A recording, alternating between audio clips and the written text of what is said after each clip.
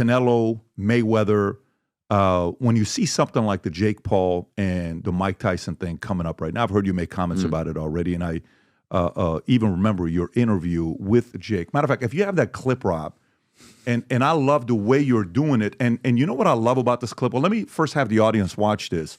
This is Eddie. You're telling Jake he's average, and you're trying to tell him that, trust me telling you you're average is a compliment, and he's having a hard time with it. Go ahead and play this clip, Rob. In 1 minute, how do you even assess how good I was? Well, because I said I didn't know. And actually, but you called me average after 1 minute. But you called me after 1 minute of my first professional fight? No, but you're still average. You're not. It's not true. I just beat a 5-time world champion. UFC. You don't even know. You don't know my ability though. That's true. That's true. You don't. I don't know where you might go. I just give you where I think you're at, which I'm entitled to, which is average. Average is very complimentary to you. Are you trying to get under his skin at the time? Is it 50-50 trying to get under his skin a little bit? You know, in that kind of arena, one, it's about entertainment. Yeah. Two, I'm being honest, he's very average as a fighter, as a professional. But what I was trying to sort of explain to him was, as a professional fighter, someone that's dedicated their life to the sport, from most people from the ages of 7 or 8, you started boxing at 24. You are average in that field. That's an unbelievable achievement. Do you know what I mean? I'm not average at boxing. I'm terrible. So you're so much better than me and so many other fighters who have dedicated their life to the sport. And then after a while, it's just about fucking with him a little bit, you know. And me and Jake, I've got a big defamation case against him at the moment. And this week, my fighter, Katie Taylor, greatest female fighter of all time, is fighting his fighter, Amanda Serrano, on that undercard. Is this the $1 million bet you guys made, or you guys didn't end up making? No, that was before. Yeah, I won the fight, but he didn't apparently make the bet, and whatever. But we won the first fight. This is the rematch this Friday, and it's on the undercard of the Jake Paul. This the one in Dallas, correct? Which is a bit awkward because he doesn't really want me there, and I've been quite critical of the main event, but the opportunity came for my fighter to fight on the undercard for a lot of money, and I wasn't gonna, hold her back. Now, can he say you can't come, or no, you can go to? Contractually, not really. I mean, they've not been overly helpful with access for me. Got it. And I'm exclusive to DAZN. So is Katie Taylor, and I had to tell DAZN, you can't not let her take this opportunity. This is on Netflix. But part of the agreement, gentleman's agreement, was that, they wouldn't want me doing it anyway, but I won't be pushing the show on their behalf. And, they don't like the fact that I've been critical about the fight, but it's just, I'm honest. I'm not going to, brown nose anyone. I'm going to give you it straight. And I don't like it. I'm a boxing purist. Boxing's a massive part of my life. And I don't want to see a 58-year-old Mike Tyson fighting.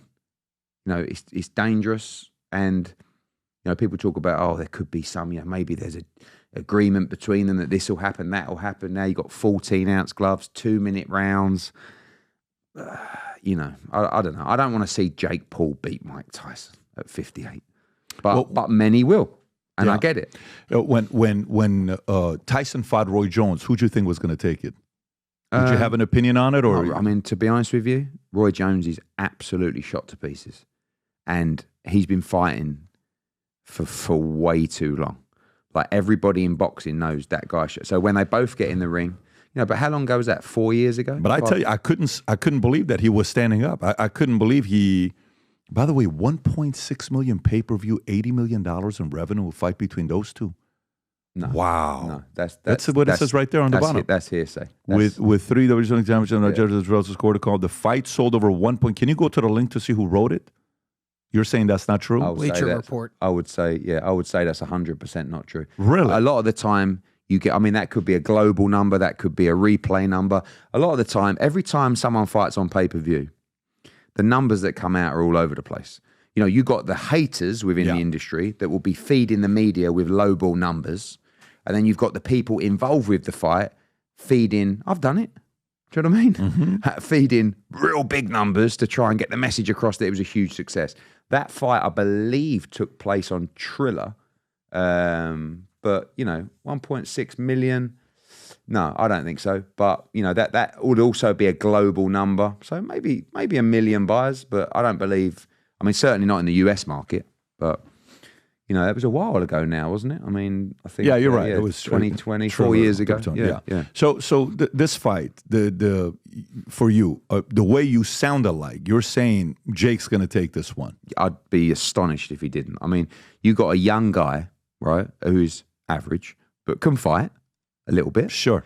But the one thing I will always respect him for is he's dedicated himself to the craft now for 4 or 5 years. Okay, so he's training properly. He's doing proper training camps. He's definitely improving. Punches pretty hard, like physical guy. And then you've got Mike Tyson, who's 58 years of age.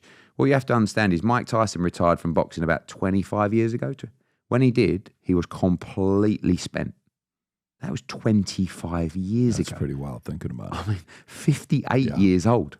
Yeah. Like, you know, I mean, I'm 45. I think you're 46. Yeah. Is it? Yeah, right. Yeah. Like we feel like, don't we? We're still there, don't we? This guy's 14 years older than me. And like, if I went in there against Jake Paul now, he'd probably demolish me. I mean, I'm not Mike Tyson, but like, as you know, Father Time, there's no replacement. Yeah. Like, you could see, listen, people say, oh, but people are buying into the fact that it's like, yeah, but it's Mike Tyson and surely he still carries the power. And like, is there any chance Mike could drop him? There's a chance in every form of boxing. And Mike Tyson's a big guy. He's a former world heavyweight champion. But the speed and the power and the, like, you know, listen, I'd love to see it. I'd love to see I think you and I'd love to wake up and how say, much is he getting paid for, by the way? I don't know. I have no idea. I mean, it's not a pay-per-view fight. It's quite interesting. It's subscription only on Netflix, which is great. It's going to do huge numbers. I would say 10 million. 10 million? Yeah, I would say 10 million. So some of the guys that are still fighting, it's purely a money thing. They need to make the money to make the money. But a lot of them, Patrick, you know, a lot of fighters have been, I mean, probably the greatest fighter, the greatest example of a fighter that's been misrepresented and abused is Mike Tyson. You know, the money that was generated in his career, the reality is probably 5 years ago, he was out of money. Yeah. I mean, he's actually had a good run now doing various bits and pieces. But how can you make hundreds and hundreds of millions of dollars? And, you know, and that's a very common theme, particularly with fighters in the 80s.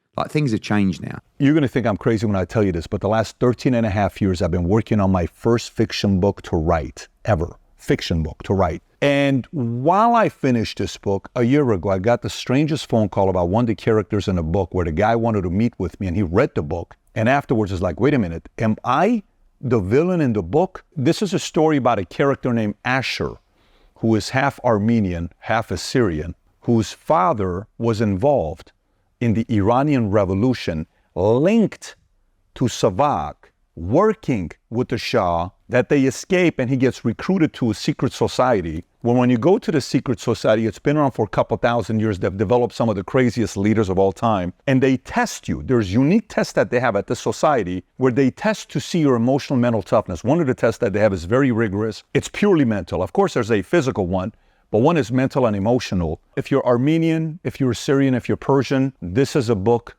you're going to be reading and saying, holy moly, this is the kind of stuff you talk about in here? Yes. If you're somebody that's fascinated by history, this is a book for you. Characters. There's a technology that this society, secret society, builds where you go into a vault. I won't spoil it for you. When you go down, they have a technology where you get to sit down and watch and have a 3-4 hour conversation with Tupac. You can set up a debate between Karl Marx and Ayn Rand. Karl Marx is in the book, who wrote Communist Manifesto.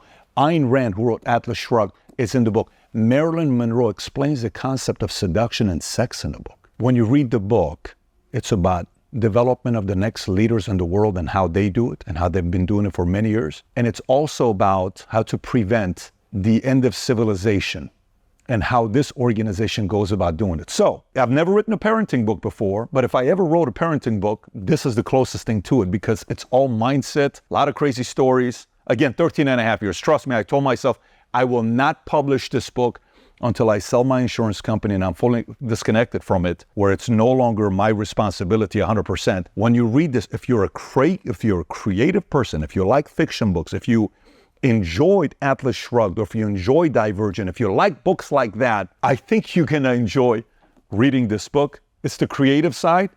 Business books is very easy. Here's how you do it. Here's how it works.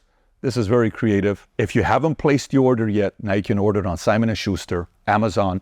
I'm going to put the link up below somewhere here, maybe even in my profile. Go order the book and read it.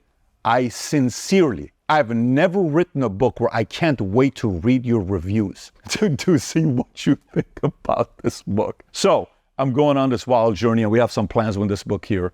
If you support the things that I work on, I would appreciate you going and reading the book, order the book on Amazon, and then post a review. If you enjoyed this video, you want to watch more videos like this, click here. And if you want to watch the entire podcast, click here.